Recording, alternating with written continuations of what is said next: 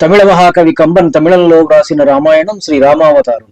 దానికి సంక్షిప్త తెలుగు చేత ఈ కంబ రామాయణం.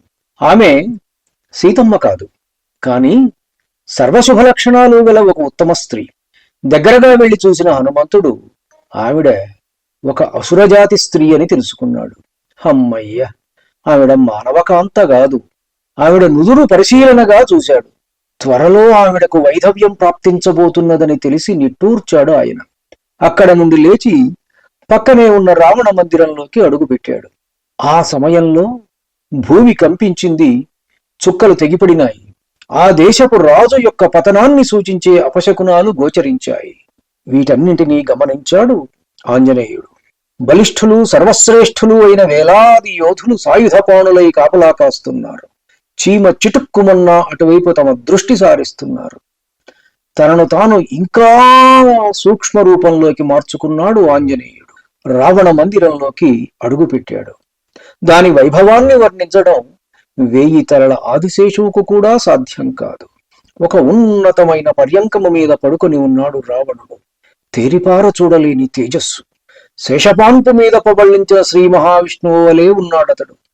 మధ్య మధ్యలో కలవరిస్తున్నాడు. ఏమిటా పలవరింతలని శ్రద్ధగా విన్నాడు హనుమ. వాడు నిద్రలో కూడా సీతమ్మను గూర్చిన పలవరింతే, ఆవిడను గూర్చిన ధ్యానమే. దిగ్గజాలు కుమ్మినప్పుడు తూట్లు పడిన శరీరము, మానిన గాయాలు, ఐరావతపు దంతపు రాపిడులు, ఒళ్లంతా కత్తిగాట్లు, ఇవన్నీ మారిన ఛాయలు. ఒక గొప్ప యుద్ధవీరుడి, ఒక యోధుడి శరీరం ఎట్లా ఉండాలో అట్లానే రావణుడి శరీరము ఉన్నది.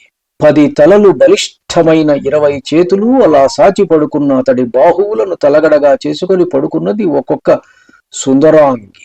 అయినా తాపము తీరక శరీరము నుండి సెగలు పొగలు వస్తున్నాయి. ఆ వేడికి పైకి ఉబుకుతున్న చెమట బిందువులు. సీతా సీతా అంటూ కలవరింతలు. దేహం ఒక్కటే అక్కడ. అతడి హృదయము, ఆత్మ, మనస్సు సర్వమూ సీతమ్మ చుట్టే పరిభ్రమిస్తున్నాయి. పాముల లేని పాముల పుట్టవలే హృదయము, ఆత్మ, మనస్సు లేని రావణ శరీరము ఆ పరుపుపై పరుండి ఉన్నది. తీవ్రమైన కోపంతో వాడి 10 తలలు పచ్చడి చేయాలని అసంకల్పితంగా చేయి ఎత్తి ఆగాడు ఆంజనేయుడు. రాముడు తనకు అప్పగించిన పని అది కాదు.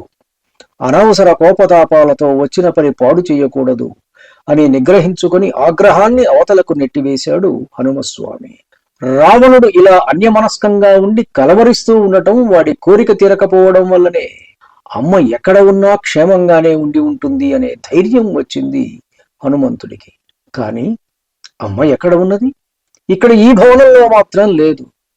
అమ్మ లేనప్పుడు నేను మాత్రం ఇక్కడ ఉండి ఏమి ప్రయోజనం అని అనుకుంటూ ముందుకు కదిలాడు అంజనాసుతుడు. ఒకచోట కూర్చుని విచారంలో మునిగిపోయాడు. రాముడు ఎదురు చూస్తూ ఉండి ఉంటాడు, నేను శుభవార్త తెస్తానని. ఇప్పటికే సుగ్రీవుడు ఇచ్చిన గడువు ముగిసిపోయింది. ఇప్పటి వరకు నేను చేసిన పనులన్నీ వృధాగా కనపడుతున్నాయి. నా సముద్ర లంఘనం వృధా, నా ఈ వెతుకులాట వృధా, నా శ్రమ వృధా. ఇక ఈ జీవితం మాత్రం ఎందుకు? ఇది కూడా వృధా. అయ్యో, లవణ సముద్రాన్ని దాటి దుఃఖ సముద్రంలో మునిగిపోతున్నాను కదా. అమ్మ వాడిని నిరాకరించినందుకు కోపంతో ఆవిడను చంపివేసి వాడు ఈ పాటికే తినేసి ఉంటే?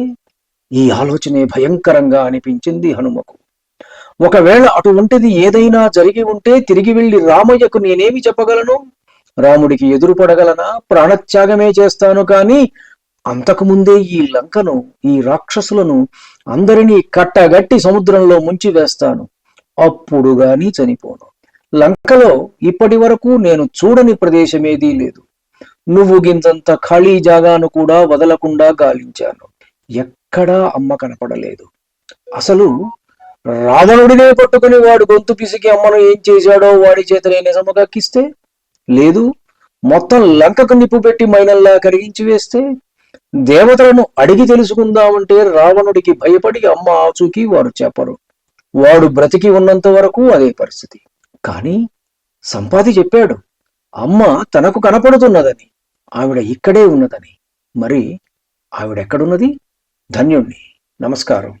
మీ ఊటుకూరు జానకి రామారావు.